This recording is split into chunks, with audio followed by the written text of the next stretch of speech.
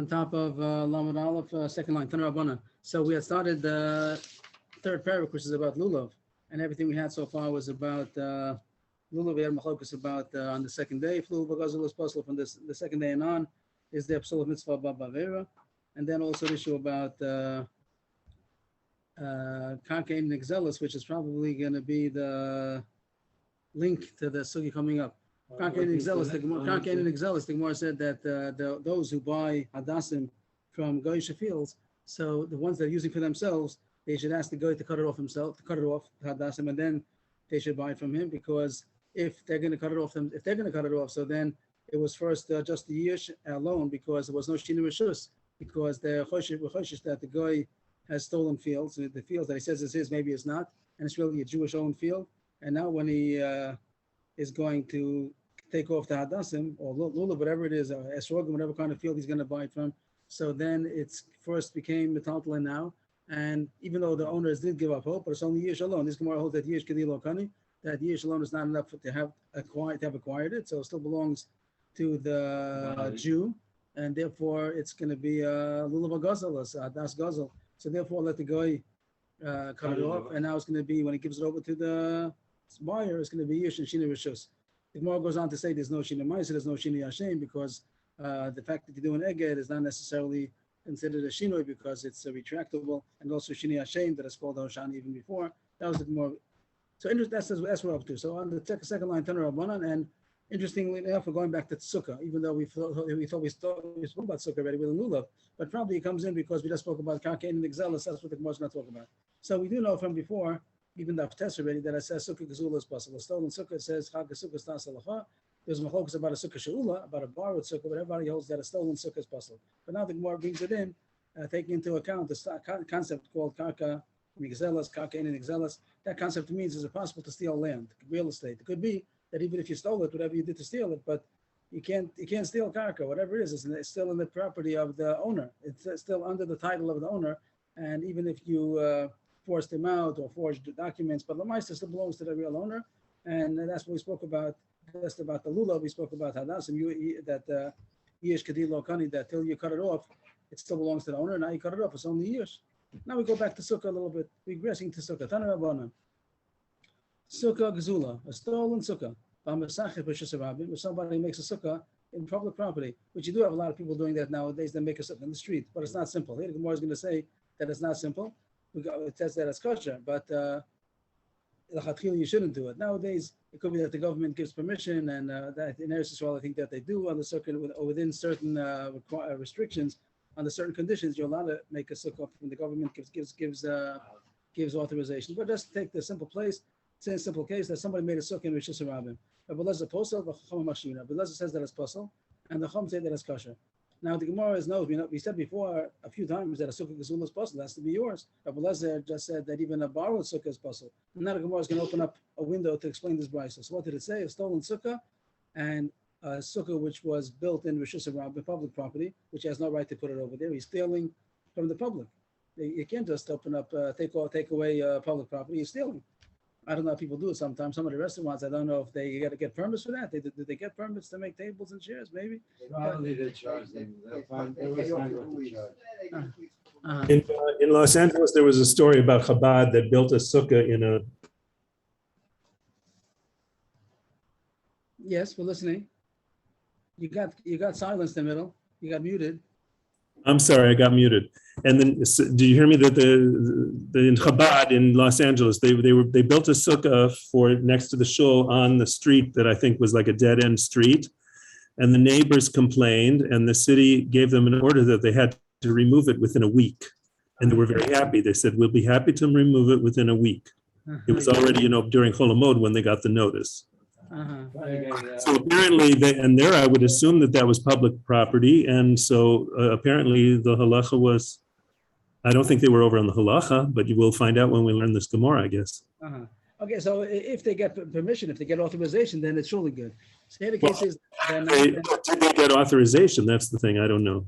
From the city councilor, I don't know, but the whole city's full of homeless people, and it's just dangerous to build a sukkah there. Well, this was decades ago when there weren't as many. It wasn't as much danger. Okay, so far I said a stolen sukkah, which the Gemara is going to elaborate on. And if somebody made a sukkah in public property, unless it says it's puzzle, and the Chum say that is kosher. Now the Gemara is going to explain. Amar Rav Nachman, Machlokis, v'shetokev es chaveiro, v'otzio misukosad. Machlokis is talking about that somebody overpowered the owner of the sukkah, and he took him out of his sukkah. He threw him out of his own sukkah, and then he moved in. So that's called that he stole the sukkah.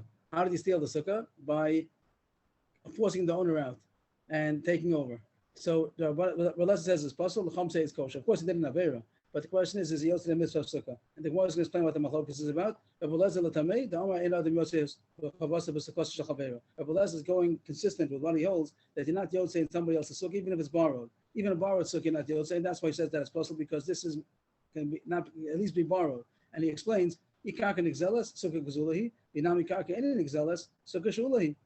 There's a question about what he holds. I mean, the Rashi says he happens to hold kaka nixelas. So what does kaka nixelas mean? We saw yesterday or the day before, yesterday was that let's say the concept kaka in nixelas, that means that real estate, wherever it is, belongs to the owner. Unlike a portable item, metaltalin, so if somebody steals it, he took it out of the jurisdiction of the owner, and that's called stolen property now. We have an issue that there's a way how the robber can acquire acquisition, which is called Yish and Shini Rishos or Shini Hashem. There are ways that he could acquire it, and then he just owes money. But by property, the Gemara has something else. The kaka in nixelas means it's never considered taken out of the property of the jurisdiction of the owner, even if he gave up hope, and even if he has no way of getting it back. Kaka in nixelas. So there's an issue that the Gemara is going to discuss now, if we hold like that or not. It happens to be we hold kaka in nixelas. That's always in the jurisdiction of the owner. But Rabbi Lezer, he, no matter what he would have held, he could hold you're not yotzei the mitzvah of sukkah. Why is that? If he holds kaka nixelas, that it is possible to legally take it out of the, not legally, he's not illegally. What's about coverage? Like some gangsters come and push. That's what we just talked about. That's what he said the case is. So the case is that does it mean that now was it considered stolen or not? It means the fact that it still belongs to the owner. It still belongs to him, even if they pushed him out. They pushed him out, but it still belongs to him. The sukkah is still his. So if you hold kaka nixelas, means that they took it away from him. They took it away from him. Not that they got an acquisition of it, not that they met kidani gezela, but it's not anymore in the jurisdiction of the owner. If so, then it's a sukkah gezula. If what does the Gemara say? If Rabbi would hold that it is possible to steal karka, so then it's terrible. Then it's sukkah gezuli. Then it's a stolen sukkah, surely not yosei. But even if you hold karka in an nixelas and it's still under the jurisdiction of its real owner, so you might say that it's only a borrowed sukkah. It's true that he borrowed it forcefully, like he threw the owner out and he moved in, but it still belongs to the owner. So the robber who's sitting inside the sukkah of the owner is like borrowing it. He's borrowing it against the will, but he didn't steal it. He just borrowed it. But still, sukkah shuli, and Rabbi Lezer knows that you're not yotzei with a borrowed sukkah either. So no matter how you look at it, Rabbi Lezer knows that you're not yotzei. But Rabbanan, the Rabbanan who say that it is yotzei the mitzvah sukkah. Why is that? Because they hold down your other yotzei dechabasa b'sukkah shachavero. You could be yotzei with a borrowed sukkah. You just can be yotzei with a stolen sukkah, and they consider this a borrowed sukkah. The karka ain't an nixelas. So even though he pushed out the real owner, but it still belongs to the real owner, and even though he moved in, so he's borrowing the sukkah. The sukkah shuli, and it's a borrowed sukkah. So that's the reason why I want to say that it's kosher. The Gemara is going to say now 3 cases. So far we said 1 case. 1 case was that he pushed out the real owner and he took over. But the reason why I want to say it's kosher is because it still belongs to the owner, and you're saying it's a borrowed sukkah. You're borrowing it against his will, but you just borrowed it. That's why you yotzei, and that's why we paskin. Aval gazal eitzim v'sichav. And what if a real sukkah gzula means that he stole wood and he made the sukkah out of that? He stole the schach and he used it. Then the react. So what would you say? I don't know. For sure, he's not yotzei because he really stole it. The reakol ain't no elodim eitzim. Not like Moses say the opposite of what we thought. That he only has a claim to the price of the money, the value of the schach, but he doesn't have a claim back to the schach. This goes back to a concept we once spoke about, I think, a long time ago. Somebody stole a beam. The Moshe going to say it soon. Someone stole a beam, and he has to give the beam back. But meanwhile, he built it into his house. And now if he's going to do tshuva and give back the beam, he's going to have to take down his whole building in order to give back the original beam. So he made a takana. Minadin, he would have to do that. Minadin, he'd have to do that. And the Gemara even says I think the Gemara uses by Yonah, in the story of Yonah, that Nineveh, they did tshuva. Over there, they made that even if somebody stole a beam and built it into his building, take down the whole building. That was like a chumrah that they did. They didn't do this takana sashavim. They did minadin, that really that's what you're supposed to do. But the Rabbanan made a takana. Takana Sashlavim is called. It's called a takana, an enactment to help people do tshuva. If he's going to have to take down the whole building, he's not going to do tshuva. He say, forget it. I'm not going to take the whole building out. The beam cost $100, and now I'm going to have to take down the whole $100,000 building. So they made a takana. You can just give back the value of the beam. So that we understand. We understand that there's room for that takana, even though Minadin, the owner should say, I want my beam back. We'll say, take the money and buy another beam. But here's a chiddush that even sukkah is not so hard to take down a sukkah. But since the mitzvah of sukkah, so we look at it like it's built in. Even though sukkah, the schach is easy to take off. It's not like taking a beam out of a building. But since there's a mitzvah of sukkah, it considers it like it's permanent, at least for those 7 days. And therefore, we tell him that just pay back the money. So even though we would have thought, it's counterintuitive, we would have thought that to stole the wood, so give back, so he has the right to get the wood. And he's not Yosef because it's a stolen sukkah. But since the Takana says that he's allowed to give back just the money, so he's Yosef the mitzvah. Means I stole the schach and I wasn't allowed to, but now I'm allowed to keep it. I just have to give back the money. So I'm Yosef the mitzvah of sukkah because now it's my schach. That's how it says. If he stole wood and he made schach with it, that the owner only has a right to demand the money, and therefore the robber is Yosef the mitzvah of sukkah because now it became his schach. How do we know that this is the machlokas that they're talking about? But when we said that the machlokes is only the first case, we have 2 cases already. The first case is he threw the owner out of the sukkah and he moved in, and that's the machlokes case. How do we know that that's the machlokes case? But the second case is not. It says in the Brisa, I said either he stole a sukkah or he made a sukkah in the Rishus Harabim, in the public property. So the case of the stolen sukkah is similar to this case. The issue of the stolen sukkah is similar to the other case. The 2 cases go together, that he stole the property. The case when he makes a sukkah in the Rishus Harabim is because he's stealing public property. So the case of the sukkah is also that he's stealing the property. But if he would have stolen the stuff, that they're not talking about. So far we have 2 cases. We're going to have another case coming up. But so far that's to review and summarize the 2 cases. If he threw somebody out of a sukkah, we're going to pass along to Rabbanan that it's only considered a sukkah shula, that still belongs to the original owner, so he's just borrowing it. It's not nice the way to borrow, but he's still only borrowing the sukkah, and therefore he's yotzei. The second case is where he stole the wood and he made tzchach. So then, since there's a takana that he doesn't have to, takana samorish is called, the takana of not, takana sashavim, not to have to give back the original beam when it's built in. This is not mamish built in, but during sukkah it's considered built in, and therefore he's yotzei the mitzvah, just has to pay back the money, the value of the tzchach. Yes? Very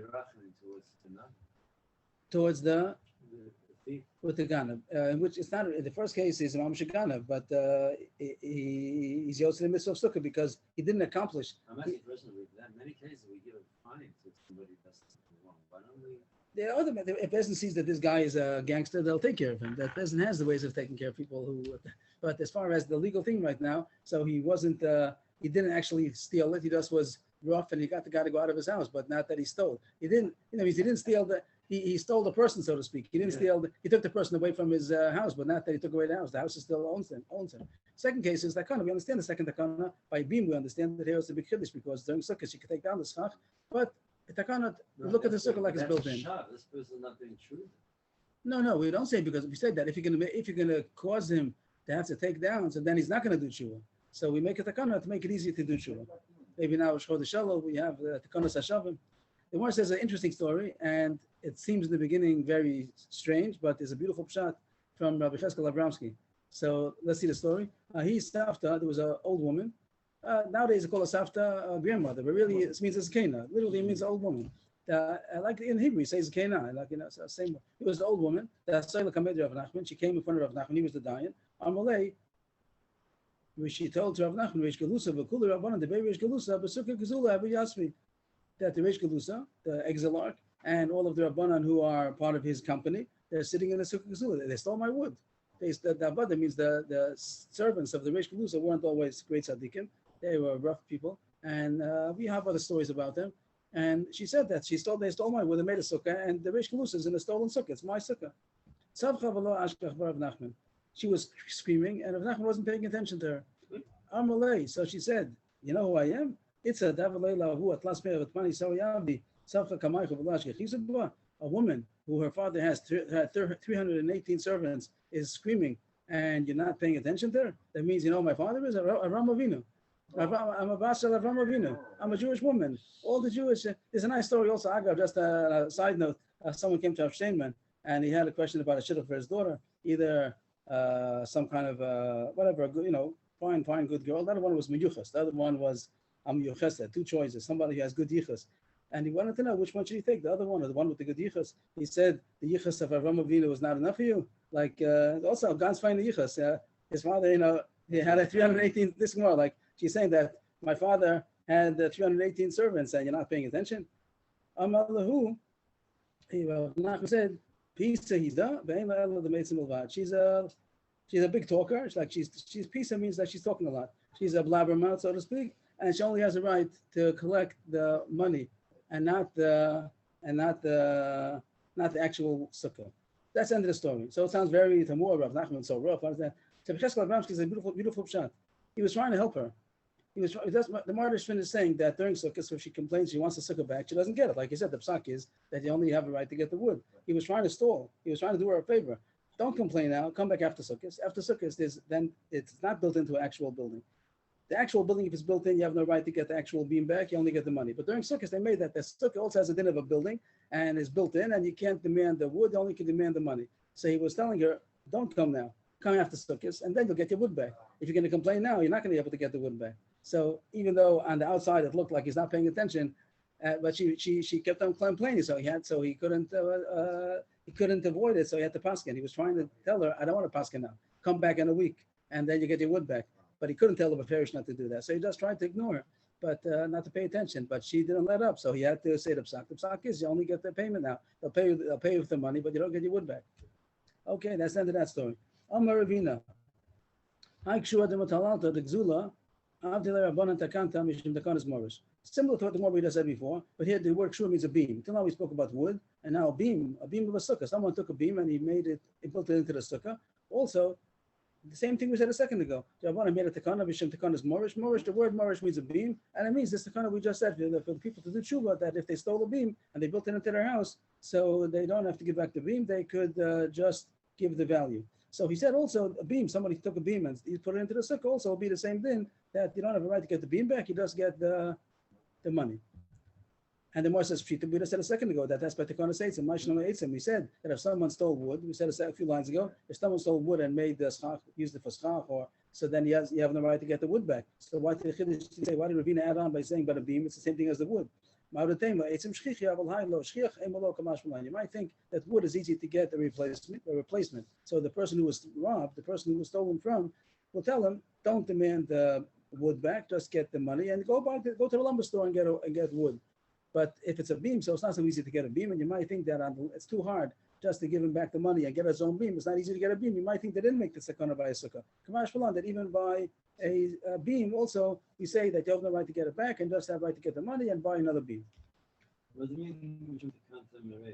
The word meresh, the Rashi says means the beam, and that's the famous takana that if someone stole a beam, he doesn't get the beam back. He doesn't have to give the beam back. If he built it into a building, he could just get the money back. And I was saying that a sukkah has what?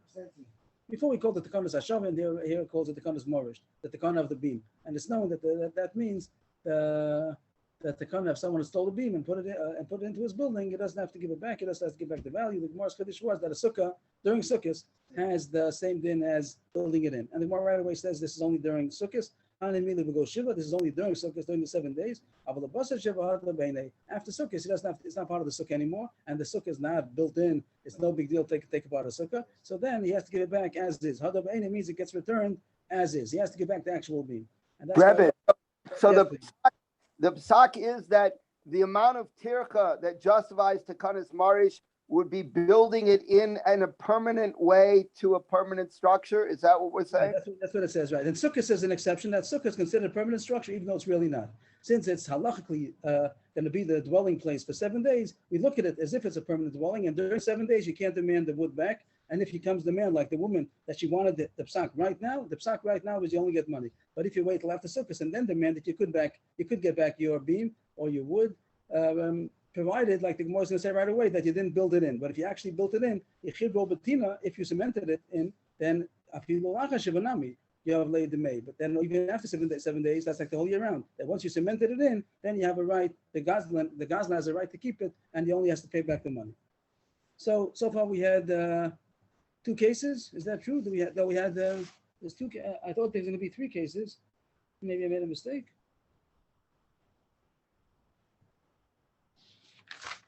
Where's the 3rd case? Only two cases. Maybe I got mixed up. What the case we have so far about a stolen sukkah? We had that you. One is Rashi. I left out Rashi. Rashi says that what's the famous. The reason I didn't say it there because now the Gemara. But Rashi says this is the case that if you have a sukkah on top of a wagon, Rashi is going to say if you have we said a sukkah on top of a gala, so then it's mamish a sukkah gezula. There's no reason not to give it back as is. Someone had a sukkah built on top of a car, on top of a 4x4, right? And someone stole it. So then you have to give it back, and and it's a sukkah gezula. It's not like karka. It's not karka, and there's no takanas amorish. There's nothing, no deal. Just give it back. It's on the wagon. Give it back. So that's the case that surely you're not yotze. So if you wanted to sum up the whole Gemara together with Rashi, so we have three cases. The case of forcing somebody out of his sukkah and moving in instead of him. That's machlokas Rabbi Elazar and Rabbanan. If you hold a sukkah shul or not, we hold that a sukkah shul you are yotze. So therefore, it's not worse than just forcing him to lend it to you, so to speak. It still belongs to him, and therefore you are yotze according to the halacha. Rabbi Elazar would hold not because the old sukkah shul is not good. The case of the Gemara about stealing the wood that since during sukkahs it's considered takanas morish, so therefore you have no right to collect to demand back the actual wood, the beam. So therefore you only get the money. So therefore the person is yotze because he's allowed to keep the beam. And Rashi says the case where sukkah gezula is not going to be good is it's a sukkah on top of a wagon. So then give it back the way it is, and therefore he stole it. It's not it's karka. It's not karka. So therefore it isn't exelis, and therefore you would not be yotze. Of course, the Gemara said yesterday that if you were kohen it somehow, like with Yish and Shine Rishos, Shine Meister, so then also the Gazan is kohen it, and then he also has to pay back money, and you would be yotze with it also.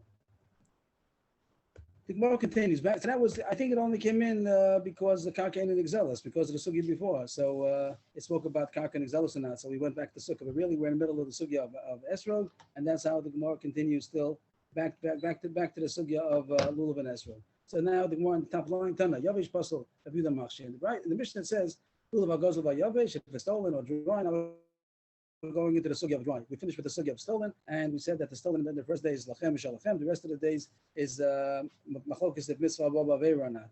And we pass to be machmed that mitzvah baba avera that's not kosher even on the rest of the sugyas. Now we're going into the sugya of yavesh, a dried out lulav. It doesn't say in the Gemara how dry that is. The post can talk about what's considered a dry lulav. Tana yavesh pasla b'yudah machshav. Yudah says that a dry lulav is kosher. Amrava machlokes belulav. Now we're trying to figure out what's the machlokes about. How come yells kosher, yells pasal? Machlokes belulav. The Hamachokis is going to be by a lulav yavesh. Rabbanan Savi Makshin and lulav esrog. Masrog boy hadar, aflulav boy hadar. Rabbi Yudasava lo Makshin and lulav esrog. The Machlokis is we just say hadar, creates hadar. It doesn't say lulav hadar. It says kapos tamarim, but it says the din of hadar by esrog. Do you learn out that a lulav also has to be hadar like an esrog? So the Gemara is going to say that yavesh dried out is surely not considered hadar, and by an esrog surely not good. Everyone knows you have to have creates hadar. But the Machlokis is does the lulav also have to be hadar? That's the Gemara read that the machlokes is going to be by a lulav. Rabbanan say that you do compare a lulav to an esrog, just like an esrog you have to have hadar, creates hadar, so the lulav has to be hadar, and therefore the yavesh is not hadar, and therefore it's possible. Rabbi Yehuda says you don't make this comparison. It only says creates hadar. It doesn't say lulav. No makshin on lulav esrog. You don't compare a lulav to an esrog, and therefore lulav doesn't have to be hadar. It's kosher even if it's dry. But if it will be an esrog, yavesh should be called hadar binan. Even if Yehuda is going to agree that it's possible because you have to have hadar, and yavesh is not hadar. That was who said that. Omar Rava. That was called Rava, that everybody agrees that esrog yavesh is not good. Machlokes is if a lulav, if there's a din of hadar. Now the Gemara is going to try to analyze if that's true or not. First, the Gemara takes the statement that he said that Rabbi Yehuda holds you don't need hadar by lulav. With a lulav, lo boy Rabbi Yehuda hadar. He's saying the reason why he holds that a lulav yavesh is kosher is because he holds you don't need lulav hadar. The Gemara is going to ask a couple of kashas to show that the Yehuda seems to hold you do need hadar. But Tanan, Rabbi Yehuda Omer, it says in the Mishnah that if you have a lulav which started opening up, Nifdu alav. So it says Tanakama says it's kosher. But it says you should tie it up. You should tie it up to make it straight. And the more thinks the reason is because of hadar. So you see, if you have to have hadar by lulav also. My time, why does he hold that? Lamishum the boy hadar. Isn't it because he holds you have to have a lulav hadar? So you see, he does need hadar. Why does he say yavesh is kosher? He says yakdenam mala. The Gemara says no, that's not the reason. Lo, kidiktoni time, but the Mishnah says itself what the reason is. That you don't remember Mishum Abtarfin, or maybe this is not a Mishnah. This is only the brisa the Gemara brings. Rashi brought it down earlier, but here it's a brisa. As it says in the Brisa, it says in the pasuk kapos that really the kaf means like a palm. I think that's the reason it's called a palm tree. If anybody could explain to me why a palm tree is called a palm tree, that's the reason why it's called kapos tmorim, because the kaf means a palm. So, but the word is darshaning that it means tied up. The word kapus can mean tied up. Kapus. Rashi brings a place where the word kapus means tied up. So it's a drash that the word kapos means that it should be tied up. And he says, therefore, the lulav should be straight, like compact. And if it's started spreading out, so tie it up, but not because of hadar. So the Gemara is still happy. If you don't need the hadar by lulav, that's why lulav yavesh is good. But he holds you have to tie it up and make it, in order to make it straight, because it says kapos tomorrow. Another kasha number 2. Another attack. He holds you don't need the lulav hadar, but the non Yehuda holds that the eged, when you tie around the lulav together with the dasman aravos, you have to use mino. You have to use something of the dalad mina. You can't use a rubber band. You can't use a string. You have to use something of mino. What does mino mean? One of the dalad mina. So the Gemara thinks the reason is because of hadar. My time, how come you can't use something else? Is it not because it's beautiful to have the same min? If you're going to bring something else, it's not as beautiful. And if that's true, so you have a kasha. How come you hold that lulav yavish is good? Because you don't need hadar. He says you don't need a lulav hadar. Gemara says no. Also, that's not the reason. And I prove to you it's not the reason. Lo, that's not the reason why you holds that you can't use something else for a string besides the dalad minin. The Amar Rava Rava says that you don't have to use any part of the palm tree, a esrog tree, hadassim, a Rava, so it doesn't have to be beautiful. And he says even siv afilu ikr dikla. Siv means like the bark that grows around the dekel, the palm tree, and ikr dikla, something that grows by the roots, something on the bottom of the tree, and that's not beautiful. If the the point is should be beautiful, then like we do, we make the eged with the lulav itself. That looks beautiful because it's the same material. But if it's going to be something which grows in the palm tree, but it's not part of the actual lulav, so it's not beautiful. So that's not the reason. Elamai time of W. Why does he hold that you have to use dafka mino when you tie the lulav? It has to be made of something which is of the four minim. He holds lulav saracheged. The lulav has to be bound together. It's minadin. It's not just a nice thing. It's not just a kelev and value. And if you're going to bring another type of tree or growth, it's going to be 5 minim. It's not going to be considered 4 minim. You have to have only 4 minim, and therefore bring the same type. And therefore, if you use any part of the palm tree is good. But still, the Gemara holds it finished and everything's good. Rabbi doesn't hold you need lulav by lulav. You don't need hadar by a lulav, and that's why he says lulav yavesh is good. Now the Gemara takes the other end of the discussion, that he's saying that by esrog, then he holds you do need it. Sure, you need a hadar. It says creates hadar, and therefore esrog yavesh is surely not good. But then Gemara's going to attack that side also. Over esrog need by hadar. Rabbi the hadar does Rabbi the hold that by esrog you do need hadar. But Tanya, first of all, it says that you can't make less than the dalad minim, and you can't make more than the dalad minim. So if you're only 4, das lulav esrog, das maros, not more, not less. What if you don't have an esrog? Lamos esrog, maybe use something else, a substitute. Lo yavi lo parish lo rimo. Don't bring any other kind of fruit. But parish they say maybe means a quince and a rimo, something similar. Don't bring anything. Don't bring a substitute for an esrog. Below davar nothing else. Why not? I think the Gemara is going to say soon. And number base is going to say why not to bring. Surely you're not Yosei. Surely not Yosei. The question is only maybe bring one just to remember. There's supposed to be the dalad minim. Eventually we'll remember. But the Gemara says no. If you don't have an esrog, don't bring anything else. We'll get back to that later. But that's interesting. At the end of the brayta, it says Kamushin Kesherin Yeveshin Psulin. It's talking about Lachora. It's so far before we're talking about an esrog. We started thinking about if you don't have Lomos esrog. So we think we'll see soon. Kamushin Kesherin Yeveshin Psulin. Kamush means something which started withering, but it didn't get dried out. And Yavish means mamish dry. So it says Kamush is kosher, but Yavish is possible. If it's actually dried, then it's possible. If you do Omer Afivation, the Gemara thinks the Gemara is going to say right away that a Bryce seems to talk about esrog, and it seems to say that esrog Yavish is kosher. The Gemara thought a second ago, Rabbi said that homochlokis, if Yavish is kosher, only by lulav. If you say that lulav also has to be hadar, but esrog surely has to be hadar, and Yavish will be possible. Here it says beferish. The Gemara thinks that the Buddha says the bottom line afivation. The Gemara thinks is going on an esrog. So you see, he holds the esrog Yavish is also kosher. Before we get to the kasha, the Gemara continues the brayta. Rabbi Yehuda, the Yehuda wants to support his opinion. Ma'isa bevnei krochin. Amud Beis now. So there was a place that they didn't have lulavim, so they would give over the lulav from year to year. It sounds here that it's pretty dry, and the Yehuda was saying it's a year old, a lulav which is a year old, and he says they used to give it over, inherited to their grandchildren for not only 1 year, they would leave it for generations. I don't know how dry that is, very very dry. So they didn't have lulavim, and Rashi and the Gemara Yehuda wants to prove that a lulav yavesh is kosher. Amru lo mishamrai and chasat chakrai. They had no lulav, so they used the dried lulav. But not that it's no right. That's kosher. Anyway, what do you see from all this brayta? On the bottom line before, Rabbi Yehuda said, just to go back a second. On the bottom line, Rabbi Yehuda said Yeveshin. The more things talking about an esrog, like we just spoke about. if you didn't find an esrog, though, so it sounds like it's going on esrog, and it says that a yavish is kosher. He did talk about the story about the Mauritian Lulavein, but the Gemara thought it was going also on esrog. Katani mi esavuda mafivation ksherin. My love esrog, because it's not saying that esrog yavish is kosher, and that means you don't need hodar by an esrog either. Lo alulav. It's only going on a lulav, and even though it spoke about esrog also, when a Abuda says that it's kosher if it's dry, only by lulav and esrog, the more wants to trying to say that the Abuda would agree that an esrog yavish is possible because it's not hodar. Before we go further, the Gemara opens up a window or a parentheses to go back to the Brisa. It says, "Kishem shen tosim ben kachem musifin alein." You can't have less, you can make more. Pshita, of course. How could you think you could have more? You might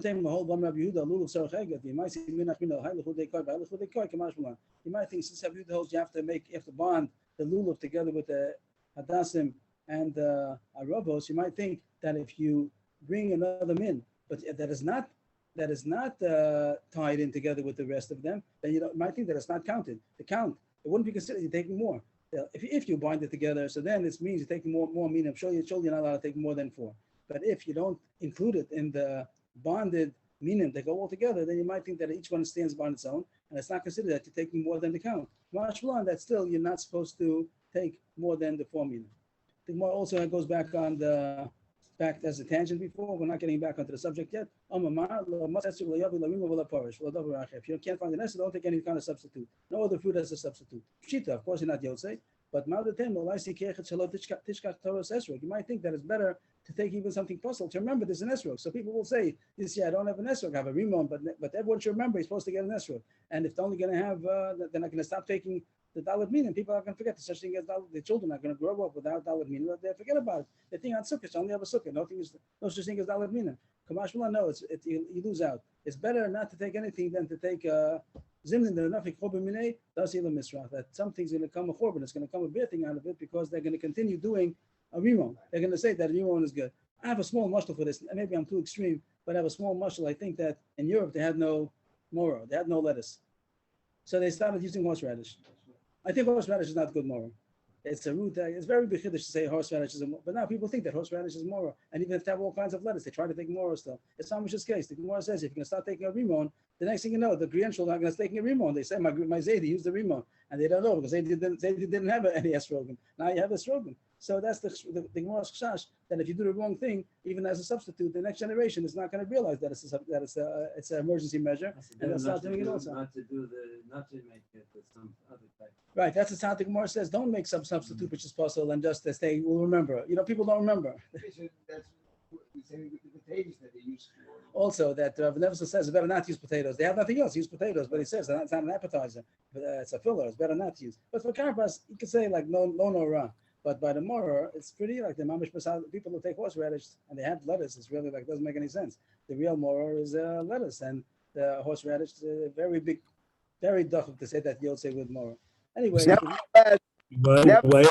why isn't Chazal worried that if, let's say, you can't find an esrog and you don't take anything, that year after year, if it turns out like that, then they'll think that you don't have to take arba minim because it's in the Torah. They'll know. Right, so that they'll see in the Torah. In the Torah, it could be that people will be very ignorant, but you look in the Torah, it says they're supposed to take arba minim. They'll see it eventually. Some rabbi will come and say he's supposed to take it. They say, okay, we didn't know. But if you start saying that my Zaydi used the rimon, so it'll say my Zaydi used the rimon. Don't tell me that a rimon is not good. Okay. We'll say today. Don't tell me. Nevertheless, in Russia, Rav Rosner brought a Maisa that Rav Moshe in Russia found a way to preserve his lulav and took the same lulav for 3 years in a row.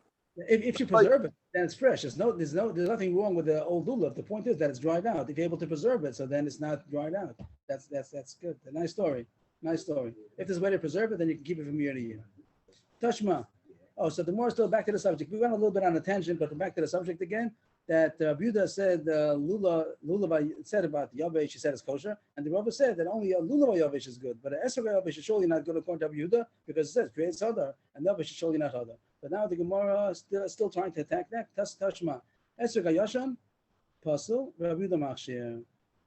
In old esrog, Tanakama says it's pasul. Rabbi says it's kosher. That's a knockout. Here it says this is like dried out, an old esrog. So here it says if we those that is kosher. He holds that you don't need a hadar. The Gemara is going to ask later on, what does it do with the word Hadar? It means beautiful. And it's not beautiful if it's an old esrog. It's a dried out esrog. But the Gemara knocked off Rava. Rava, he defended himself for a while. Many kashas were thrown at him and he was able to defend it. But then it comes off differently. That he holds you don't need a Hadar even by an esrog.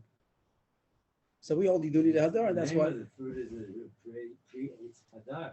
I think, I'm not sure if that's true. It could be. Nowadays they call citrus fruit Hadar. I'm not sure if that's a new modern word. I don't know if that's the real shot. The word hadar means beautiful. It's not written in it's not Chumash. It says creates Hadar, but how do you know Hadar means citrus? That you know from the food store. No, it's not dry.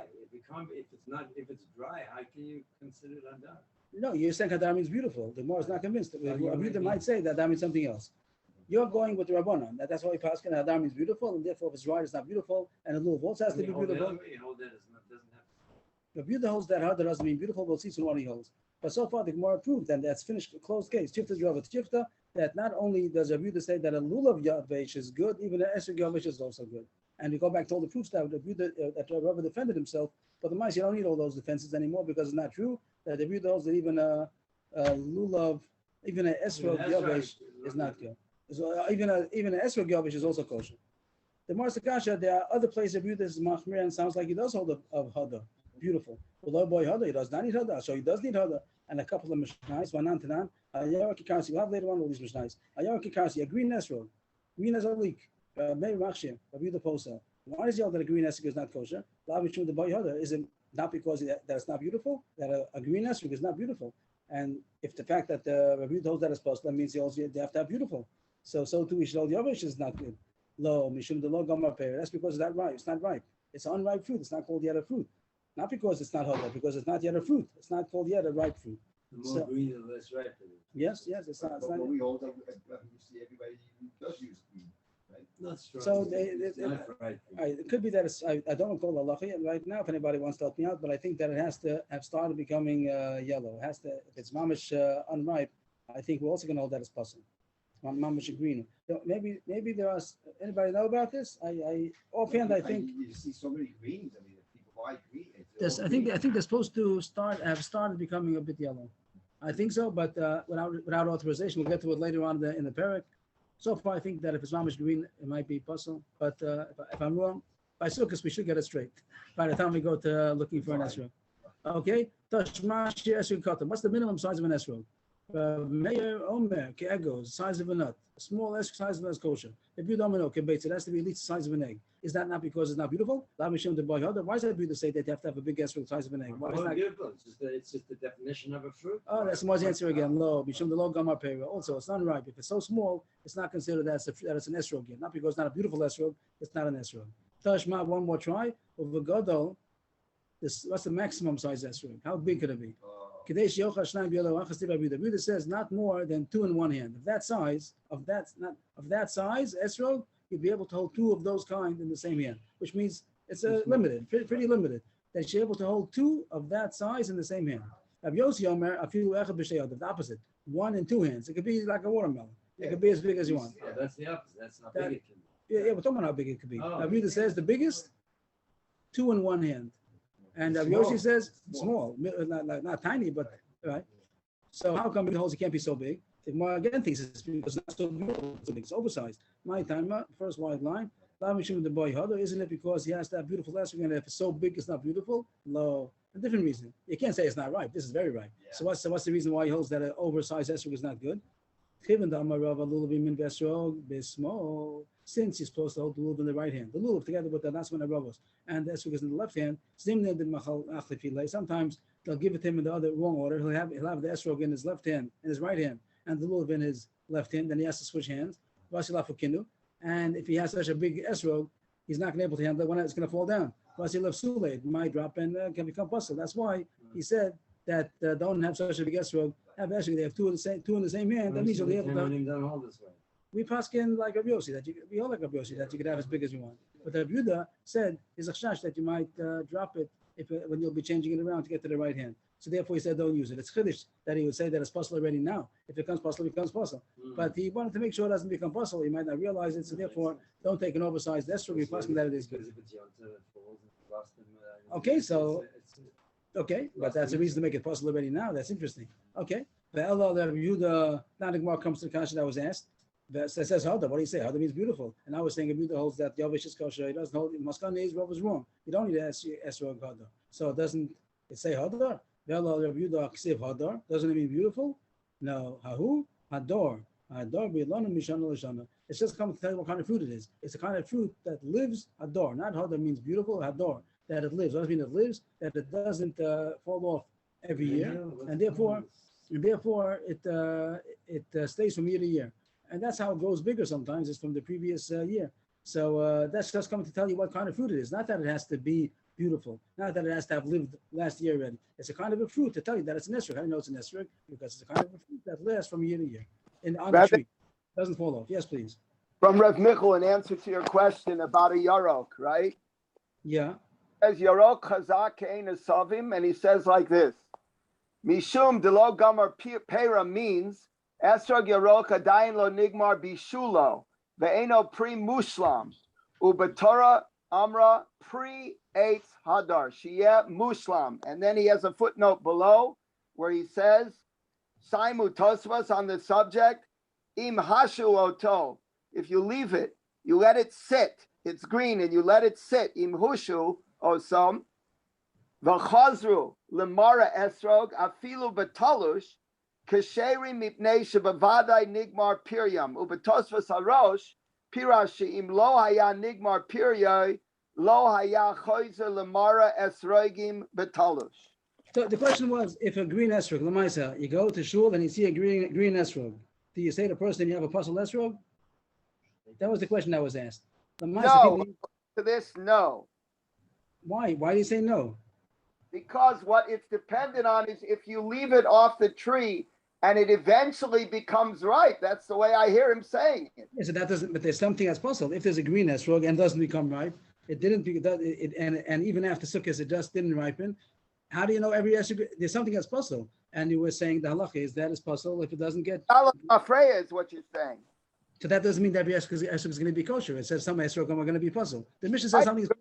You can't say everything is kosher. Something is going to be puzzle. So beware. If your esrog didn't started becoming green, then what yellow? So who says it's going to become yellow? Green esrog is puzzle. We'll see more as we get there. But so far it seems like there is such a thing with Pasnak of Yehuda that a green esrog is puzzle. If it ripens even off the tree, it's kosher, and if it's going to ripen, maybe even retroactively, fine. But it has to be that it's later on it's able to ripen. There's such kind of a green esrog that doesn't get ripen, and we have those kind of other fruits also. Sometimes you get a green banana and it stays green. So if it doesn't ripen, so then it's puzzle. One more Gemara. Shel Hashem v'shel nidachas. The Mishnah says that if you have a lulav of a sheva tree, which is the Gemara is going to say now, and ir nidachas, which is a city which should have Avodah Zarah, this week's parsha, and he's supposed to destroy the city. So therefore, the lulav is possible because it doesn't exist. It does as if it's cut, as if it's burnt up, and Rashi says it doesn't have a shear. The Gemara says, "V'shel Hashem a puzzle." Why is a Avodah Zarah tree puzzle? Of course, it's not.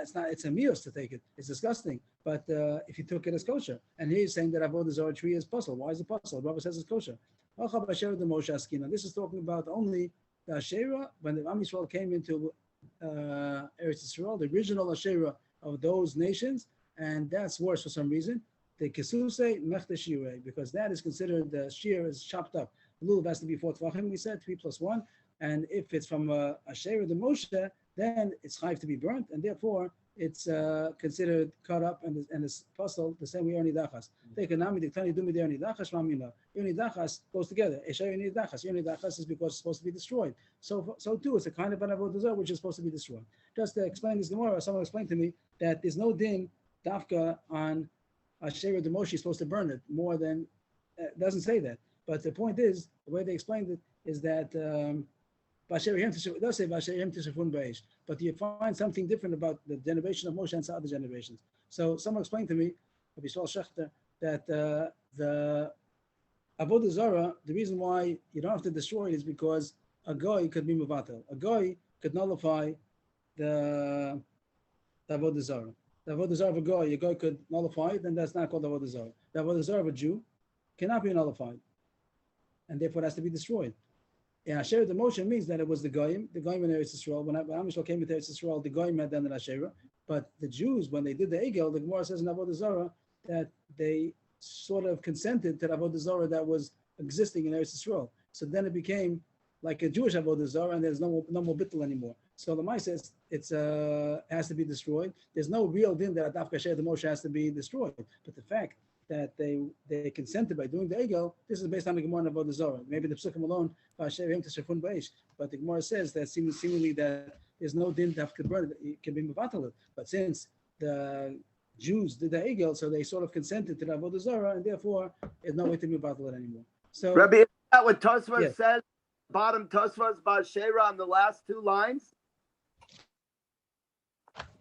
So I didn't see it, but I only understood it after you explained it to me. So I think that's the pshat. I have to look at it again, but I think that's what the Gemara is saying, based on the Gemara in Avodah Zarah.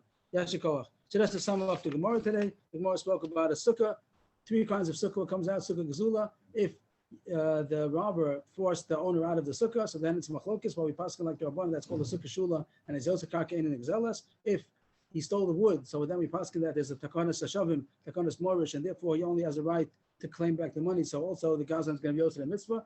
Rashi says the only case they're not going to be Yosei is when the sukkah is on a wagon, so it's not karka, and he stole the wagon with the car with the sukkah. Then you have to give it back, and therefore that's going to be a case of sukkah gzul, what you're not Yosei.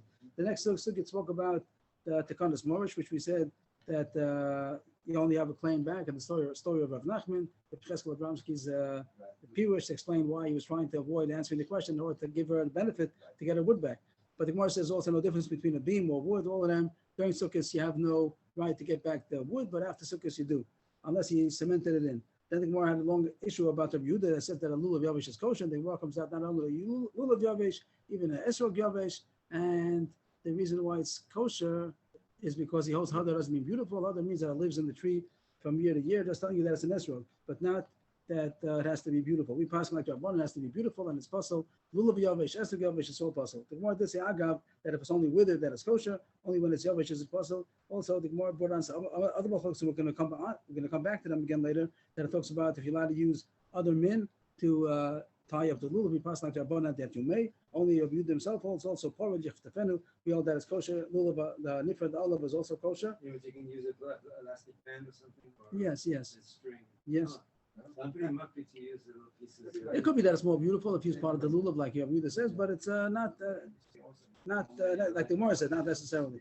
And then don't take more or less than the Dalet Minim, and don't even bring a substitute because people might think that your substitute is kosher l'chatchila, and they're not gonna realize that it only was an emergency measure. And what else do we have? Then the Gemara talks about a green esrog or a small esrog. We know that it's also not because you only need hodar, because you know that it's not a gemar pair, and that's how we paskin. And the maximum share esrog, we pass like a brosi as big as you want, but the Yehuda hold that you can't have more than 2 in one hand. And the reason is not because of hodar, but because when you just switch around the right and left hand, it might fall and become puzzles. And Asherah, we hold that Avodah Zarah, Lachachila don't take over the evidence kosher, but if it's Asherah the Moshe, which has to be burnt because the Jews consented to the Avodah Zarah that the Goyim did, so then there's no more bittul. Any dachas is part, any dachas is chayiv shreifa. So then surely it's not a good, it's not yotzin misov. Yashikoach everybody, thank you, and Shavuot tov. Can you tell me what the schedule is going to be tomorrow? And Welcome everybody to the news line and back to the news regular schedule. If that's good with everybody. So we start at 11 o'clock Daf Yomi, and then 12 o'clock we have to go back to our Shir, Pirkei Avos. Yeah, that's good. If you want to tell anybody, just to spread the word. If anybody could. good night. It'll be 11 o'clock in the month of Elul. 11 Daf Yomi, and then 11 to 1, 11 Daf Yomi, and then 12 o'clock the regular Shiurim of. There were 2 hours in the morning, and Daf Yomi was at 8:30 at night. We're not going. No, that was history. That was a long time ago. We're talking about 11 to 1. We did 11 Daf Yomi, and then 12 another Shir. That was just a long time ago. Now I see. We alternate days. Okay, very good. I'm going to be out. I'll try to listen to the for 3 days. I'll be trying to listen to the recordings. Are we going to have the benefit of your pictures or not within reach? Pictures of what? Of the daf? Coming up, yeah. I will until Wednesday. I'll be away, so I can't. Okay, we'll try to. Maybe I'll try to get some substitute. Yashikov, everybody. Thank you. Shavua Tov. Everybody